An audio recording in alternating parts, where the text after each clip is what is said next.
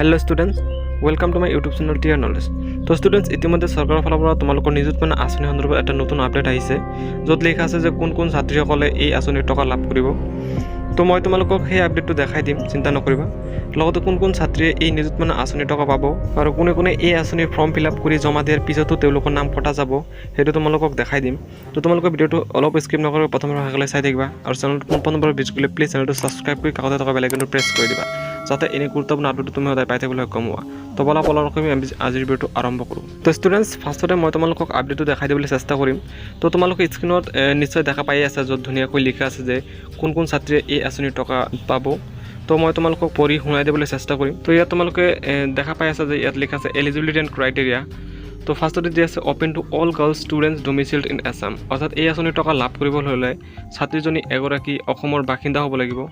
Next তোমালোকৰ দিয়া আছে marriage girls except PG and B.Ed categories and in service B.Ed candidate are not eligible, অর্থাৎ যিসকল ছোৱালীয়ে অলৰেডি বিয়া হৈছে বা B.Ed কেটেগৰীৰ হয় তো তেওঁলোককো এই আঁচনিৰ টকা দিয়া নহ'ব। নেক্সট তোমালোকৰ দিয়া আছে daughter of ministers, member of parliaments MPs and member of the legislative assembly MLAs are not eligible, অৰ্থাৎ যিসকল ছোৱালী মিনিষ্টাৰ বা মেম্বাৰ বা MLAৰ ছোৱালী হয় তো তেওঁলোকক এই আঁচনিৰ অধীনত অন্তৰ্ভুক্ত কৰা নহয়, তেওঁলোকক এই আঁচনিৰ ফৰ্ম ফিল আপ কৰাৰ পিছতো টকা দিয়া নহ'ব। নেক্সট তোমালোকৰ লিখা আছে girls receiving scooter under the Banikanta Kakati award Pragyan Bharati scheme are not eligible unless they opt out of the scooter award, অৰ্থাৎ যিসকল ছোৱালীয়ে প্ৰজ্ঞান ভাৰতী স্কুটি স্কিমৰ আণ্ডাৰত যি ডক্টৰ বাণীকান্ত কাকতি এৱাৰ্ডটো ল'ম বুলি ভাবিছে তো তেওঁলোকেও এই আঁচনিৰ সুবিধা লাভ নকৰিব। অৰ্থাৎ যদিহে তুমি নিযুতমানা আঁচনি ল'ম বুলি ভাবিছা তেন্তে তুমি স্কুটি ল'ব নোৱাৰিবা, আৰু যদিহে কোনোবাই ভাবিছে যে মই স্কুটি ল'ম বুলি তো তেন্তে তেওঁ এই নিযুতমানা আঁচনিৰ ধন লাভ নকৰিব। তো ষ্টুডেণ্টছ এই চাৰিটা আছিল তোমালোকৰ নিযুতমানা আঁচনিৰ ধন লাভ কৰাৰ এলিজিবিলিটি এণ্ড ক্ৰাইটেৰিয়া। তো ছাত্ৰীসকল নিশ্চয় এতিয়া তোমালোকে গম পালা যে কোনে কোনে এই নিযুতমানা আঁচনিৰ টকা লাভ কৰিবলৈ সক্ষম হ'ব।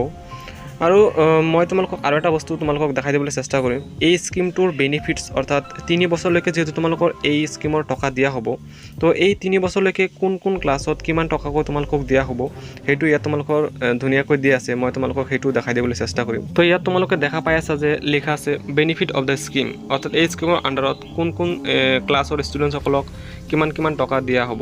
তো ফাৰ্ষ্টতে লিখা আছে each eligible girls students enrol in class 11 will receive in initiative 1000 per month for a minimum of 10 months for a total 10,000 per year, অৰ্থাৎ ক্লাছ 11ত পঢ়ি থকা প্ৰত্যেক ছাত্ৰীসকলকে মন্থলি 1000 কৈ 10 মাহলৈকে, অৰ্থাৎ এবছৰত যিহেতু 12 মাহ তো তোমালোকে এই 12 মাহৰ পৰা তোমালোকক 10 মাহলৈকে 1000 টকাকৈ টোটেল তোমালোকক 10,000 টকা এবছৰত দিয়া হ'ব।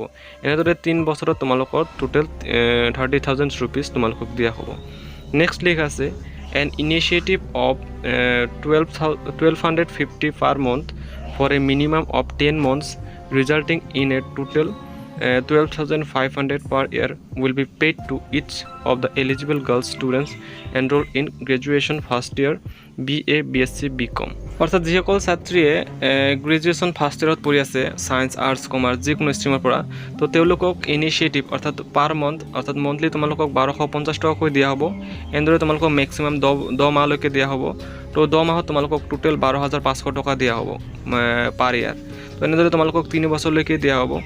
নেক্সট দিয়া আছে N initiative of 2,500 per month over a period of maximum up to 10 months resulting in a total 25,000 per year will be paid to each of the eligible girl students enrolled in post-graduation first year MA MSc MCom B.Ed, অৰ্থাৎ যিসকল ছাত্ৰী post graduation কৰি আছে post graduation first ইয়াৰত MA MSc বা MCom বা B.Ed কৰি আছে তো তেওঁলোকক মন্থলি 2,500 টকা কৰি দিয়া হ'ব 10 মাহলৈকে।